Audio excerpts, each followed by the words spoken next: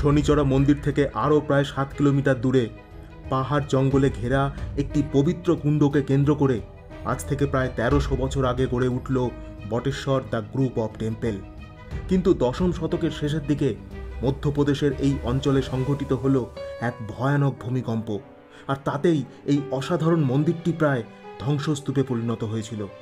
এরপর এই পরিত্যক্ত মন্দিরে আশ্রয় নিল চম্বলের কুখ্যাত সব ডাকাতেরা, যার মধ্যে শেষ উল্লেখযোগ্য ডাকাত ছিল নির্ভয় সিং গুর্জার। এমন পরিস্থিতিতে পুরাতত্ত্ব বিভাগের আধিকারিক কে মোহাম্মদ পুনরায় মন্দির সংস্কার কল্পে ডাকাতদের সাথে সরাসরি কথা বললেন। ডাকাতেরা তাদেরকে সহযোগিতার প্রতিশ্রুতিও দিয়েছিল, কিন্তু 2005 সালের 7ই নভেম্বর অতর্কিতে পুলিশ আক্রমণ করে ফেলল। শুরু হলো দুই পক্ষের মধ্যে ভয়ঙ্কর লড়াই। আর ঠিক সেই পরিস্থিতিতে বঙ্গদূত টক টিভি। বন্ধুরা, আজ মধ্যপ্রদেশের মোরেনা জেলার শনিচড়া মন্দির থেকে আঁকাবাঁকা রুক্ষ পাথুরে পথ ধরে চলেছি আরও 7 কিলোমিটার দূরে অবস্থিত প্রায় 1300 বছরের প্রাচীন এক অদ্ভুত রহস্যময় মন্দিরের সন্ধানে। রাস্তার দুপাশে দিগন্ত প্রসারিত ধুধু প্রান্তর, শুষ্ক লাল মাটি, আর মাঝে মাঝে কাঁটা পর্ণমোচী বৃক্ষের ঝোপ। যাত্রাপথের মাঝে এই স্থানটিতে এসে দেখতে পেলাম দুপাশের পাহাড় কেটে মাঝে তৈরি করা হয়েছে রাস্তা, আর আমরা চলেছি দুর্বার গতিতে। রাস্তার প্রত্যেকটা বাঁকের দুপাশে প্রকৃতির অপার সৌন্দর্য দেখলে মনে হয় এই পথ যদি না শেষ হয় তবে কেমন হতো। অবশেষে চলে এলাম আমাদের গন্তব্যের খুব কাছে, বটেশ্বর। এই সাইনবোর্ড বলছে আমাদেরকে যেতে হবে ডান দিকে। ভারতীয় পুরাতত্ত্ব বিভাগের অন্তর্গত এই বটেশ্বর মন্দির এলাকাটি সম্পূর্ণভাবে সংরক্ষিত।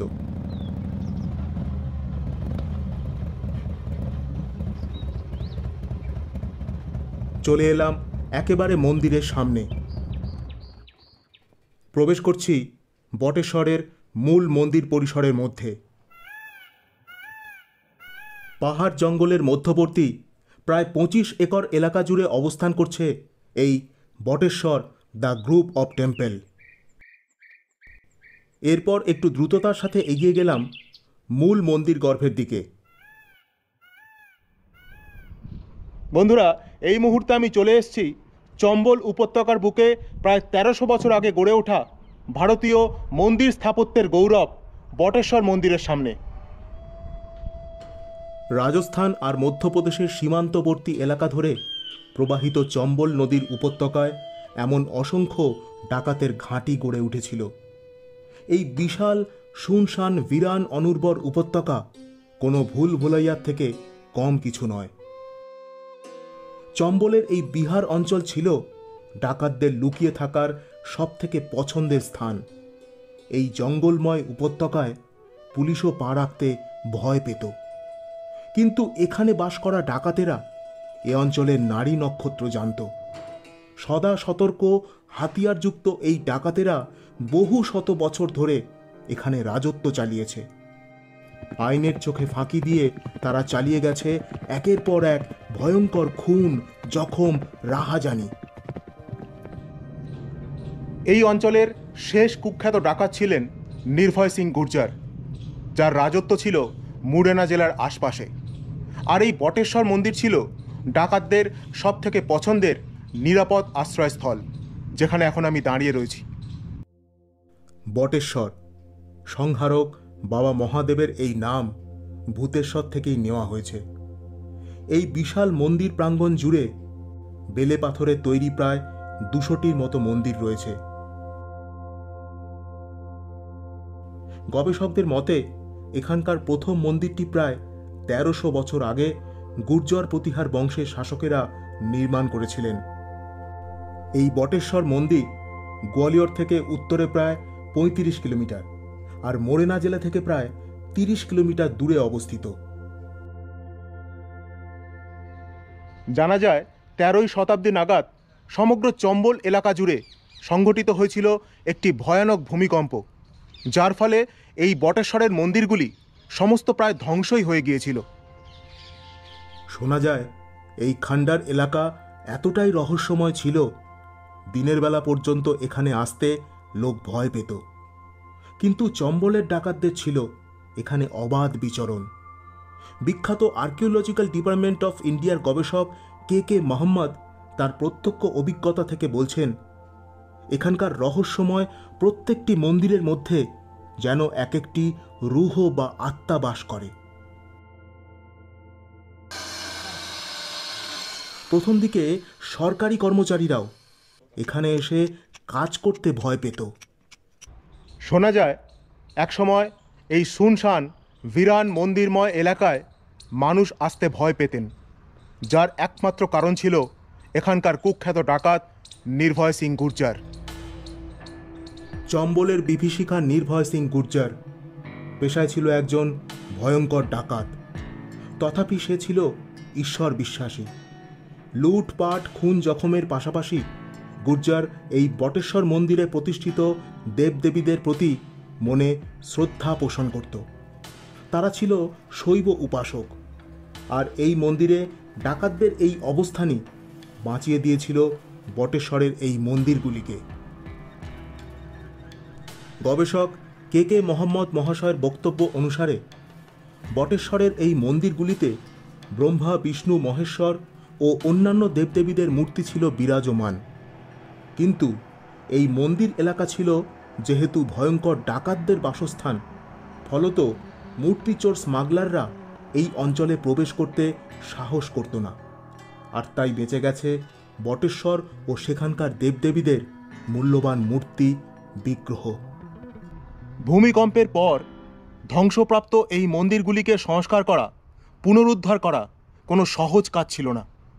তার মধ্যে ছিল ভয়ঙ্কর নৃশংস ডাকাতের উপদ্রব। তাহলে কিভাবে ভারতীয় পুরাতত্ত্ব বিভাগের কর্মীরা সেই অসম্ভব কাজকে সম্ভব করে তুলেছিলেন, যে কাহিনী শুনলে আপনারা অবাক হবেন। একটি কুণ্ডের চারিদিকে তৈরি হওয়া এই বটেশ্বর মন্দির ভগবান শিব, বিষ্ণু আর দেবী শক্তির উদ্দেশ্যে সমর্পিত করা হয়েছিল। এখানকার কিছু কিছু মন্দিরের উচ্চতা শুধুমাত্র 5 ফুট, আবার কোনো কোনো মন্দিরের উচ্চতা প্রায় 40 ফুট।